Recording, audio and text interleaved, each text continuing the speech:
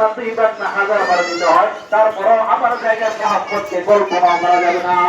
সত্তর বছর গুনাহ খোবাইকে টুকরা টুকরা করছে, তখন আমি মুশরিক ছিলাম। ওই কাহিনী মাঝে মাঝে আমার চোখের সামনে চলে আসে, আর আমি নিজেকে কন্ট্রোল করতে পারি না, বেহুশ হয়ে যাই। সুবহানাল্লাহ, বেহুশ হয়ে যাই। এটা আমার দোষ না, আমার চোখের সামনে খোবাইদের ওই হৃদয় বিদারক ঘটনা যখন সামনে চলে আসে, আমি কি হয়ে যাই?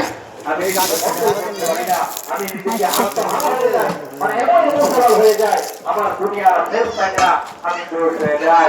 ওমর রাদিয়াল্লাহু আনহু বলেন, তোমাদের গভর্নর তোমাদের প্রশ্নের উত্তর সঠিকভাবে দিতে পারছে কিনা? বলতে হ্যাঁ দিতে পারছে। ঠিক আছে, আজকে থেকে আমার আলোচনা হিসেবে পরিচালনা করবে, তোমরা সন্তুষ্ট থাকো, এদিকে গল্প থাকবে, করে দেবো। তারা বলতে না না, এমন খবর কি হবে তোমার? বলে সুবহানাল্লাহ। এই কথা করে বলছি ইমাম আদিল এমন ডাইলে সামুস কেন বল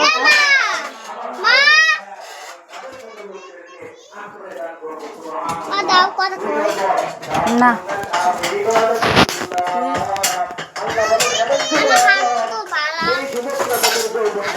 আল্লাহ তাআলার ইবাদত করতে ওই যুবকগুলোকে সাহায্য করবো। সুবহানাল্লাহ।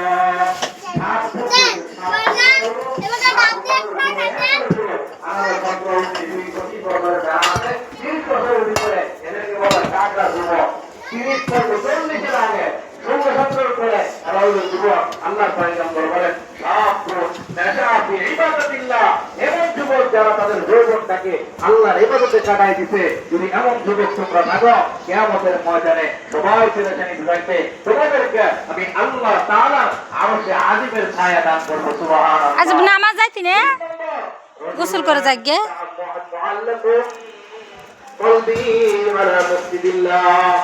আল্লাহ রাসূল বলেন, এমন পুরুষ এমন মানুষগুলা যাদের অন্তরগুলা সবসময় মসজিদের মধ্যে লটকায় থাকে লটকানো বুঝে, আসরের নামাজ পড়ে গেছে, প্রধান নামাজ পড়ে গেছে, কাজ করে আর চিন্তা করে কখন মসজিদ থেকে মুয়াজ্জিন জোহরের নামাজের আযান দিবে, জোহরের নামাজ পড়ে চলে যায়, আর কাজ করে আর চিন্তা করে কখন জানি মসজিদ থেকে আসরের সময় আযান হয়ে যায়, আসরের সময় নামাজ পড়ে হয়ে যায়, মাগরিবের সময় চিন্তা করে কখন জানি মুয়াজ্জিন মাইকে আযান দিয়ে দেয়, মাগরিবের সময় চলে যায়, মাগরিব এশারের আযান কখন হয়ে যায়, এশারের সময় আযান দিয়ে ঘুমায় যায়, ঘুমের মধ্যে চিন্তা করে আগামী মসজিদ থেকে আসসালাতু খায়রুম মিনান নাওম, ঘুম থেকে নামাজ পড়া যায় যদি কখন জানি শুরু হয়ে যায়, এটাকে বলা হয় রাজুলুন মুআল্লাকুন ফিল মাসাজিদ, তাদের